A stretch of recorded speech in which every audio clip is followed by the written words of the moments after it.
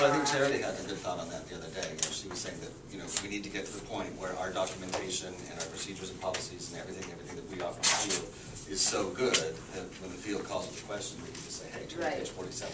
And we're but we're not there yet. Yeah, and we're working on that in the procurement department. We formed the capacity building team. We're designing we're going to design PSIU classes, things like that. But you know, at the end of the day, how do we get away from that culture of if I haven't seen you, it doesn't count? It's something that I struggle with myself. Some of it is that we're not going to get away from it. Right. But I think the difference is if we can have if we get the guidance in place and it's strong enough, the support that you provide is of a different nature. Right. It's not so I think we'll never get away from having a large amount of effort in this area.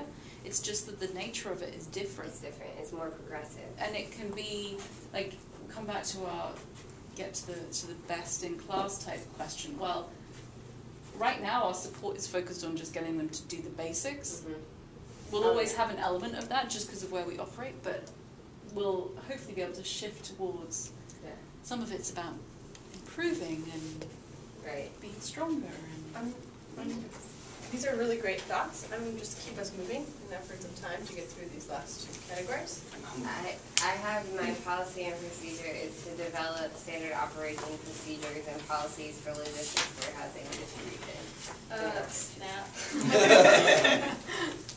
I actually, a lot of the ones I just put up as support, a couple of those actually have policies and procedures against them because it was kind of, we assess against them, but we're also providing guidance against those policies and procedures where they exist. And then they're really different things, sure.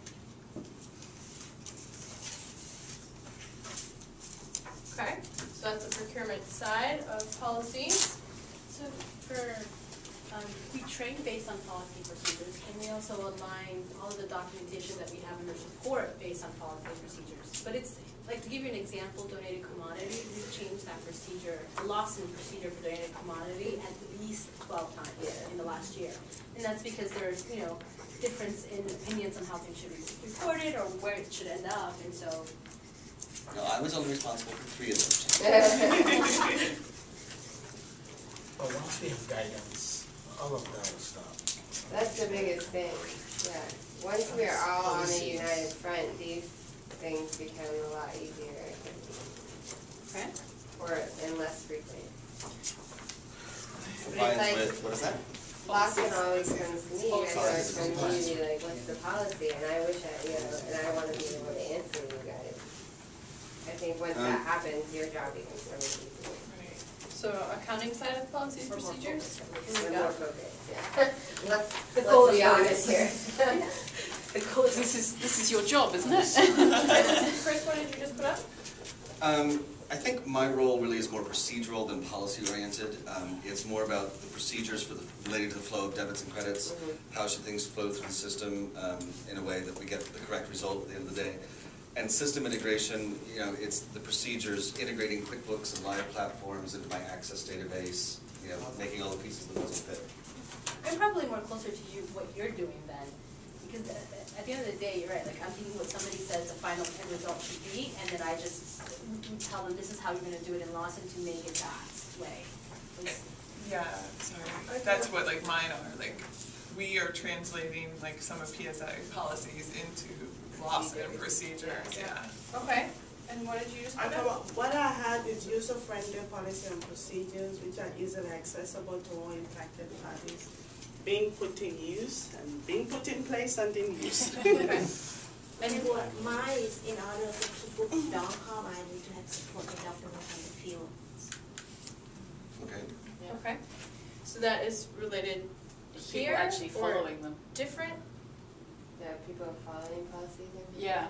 People following it? So we have. So I would put it above mine. What does yours say? And Mine Marlon, is did you get yours assessing. up that you had up? No. The other one I have too is just kind of a the other side of the translating PSI policies into Lawson procedures is translating Lawson functionality into PSI procedures. Just to acknowledge that Lawson doesn't always fit PSI procedures well. So is this branching off of Chris's? Maybe not so much. No, not It's so kind of much. off of ours. Yeah, I'd say it's Yeah. more off ours because we have to consider Yeah. how to make our policies and procedures transition easily into a Lawson reality. So we have to Okay. know what the limits of Lawson are. Nice, okay. Anything else, policies, procedures? I'm gonna add something in which I should have done, which is where I think OFOG's role is to, is kind of check that key controls are included in the Evaluate internal policies and controls. procedures. I think we've all noticed that what's really missing here is an authority to set policy. We work with systems to figure out how That's to the big get guidance things question. and then she assesses. What was that, Lily? No, I was just trying to put it in my head. Like, Oh, okay. It's kind of like if operations comes up with the critical requirements and then we translate that into what the system outputs are, and then there's the assessment of those. Yeah, so my from the point, outset, to kind of, and what you just said helped me reminded me that I wanted to put it up there, which is, like, Lawson has its limits, but everyone tries to make Lawson do everything, and and like sometimes we just have to step back and go, no, we can have a manual control. We need to make sure we have that manual control written down. That's where I think a lot of problems have been coming, where like we've got the QRG that tells you how to do things, but we didn't, when it was being rolled out, no one stepped back and said, oh, actually, this is not something that we should try and get the system to do. This is more complicated. The Russians using a pencil in space. Yeah. That's the simplest solution. As Kim said at the global retreat, PSI likes to complexify things. Anything for audit, the last category? What you got, Chris? I have to provide backup documentation and fulfill sample requests by the auditors. Write PBCs, those are provided by clients. They're basically like position papers to show the auditors. Okay. And create supporting schedules for the auditors to analyze and Got it. hopefully hide the errors in our financial statements. That's my goal.